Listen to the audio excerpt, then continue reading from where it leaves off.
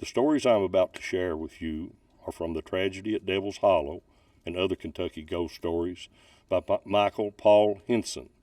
I would like to give thanks to those in assistance tonight: Mr. Chris Schaus, Ed Hughes, Clay Case, Miss Stacy Kindred, and Brody the Wonder Dog.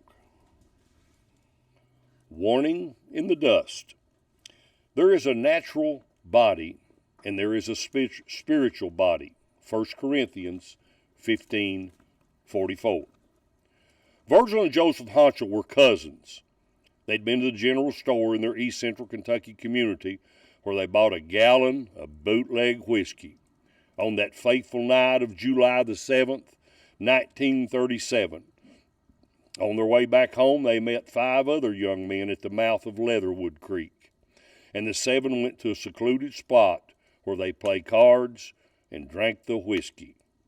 An argument started, and during the drunken brawl that followed, Virgil was fatally stabbed. Since there was no proof as to which of the men did the fatal stabbing, no one was ever tried for the crime. Exactly 1 week after Virgil's death, Joseph stopped at the same store and bought a pack of cigarettes. When he arrived home, he was so scared and upset that his mother asked him what was wrong. Now, normally Joseph was a steady young man, but his manner was most unusual. "I know it's impossible," Joseph said to his mother, "but I just met Virgil on the road home. At first I saw what looked like a big puff of smoke," he continued.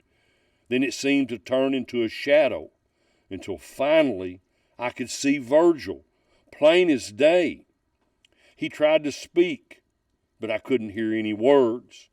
Then he pointed to the ground. He bent over and scratched in the dust. He wrote the numbers 7, 28, 37, 730, 14, D with his fingernail. He seemed to be really worried and trying awfully hard to tell me something. He stood up, shook his head, then just seemed to turn into smoke and drift away." Joseph told the story around the neighborhood for several days. No one believed him. People just assumed he'd been drunk, although most admitted that his story was unusual since he had seen the apparition at 3 o'clock in the afternoon. He also swore that he had not had a drop to drink, and his mother verified his statements. On the night of July the 28th, Joseph and several other young men were again at the store drinking whiskey. Another fight started, and during the general commotion, Joseph was stabbed twice directly in the heart.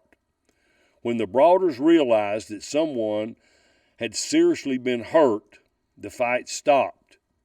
2 young men were tried for this murder, but since it had been dark and over 10 people had been involved in the fight, they too were not convicted. One of Joseph's brothers finally connected the earlier apparition with Joseph's death. The brother explained that 728, 37, 730, 14D meant July the 28th, 1937, at 7:30, you have 14 days to live. The family then realized that Joseph had somehow seen his deceased cousin, who had tried to warn Joseph of his own impending death.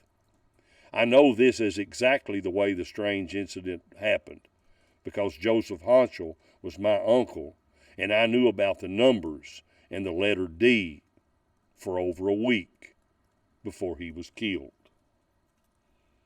You never know.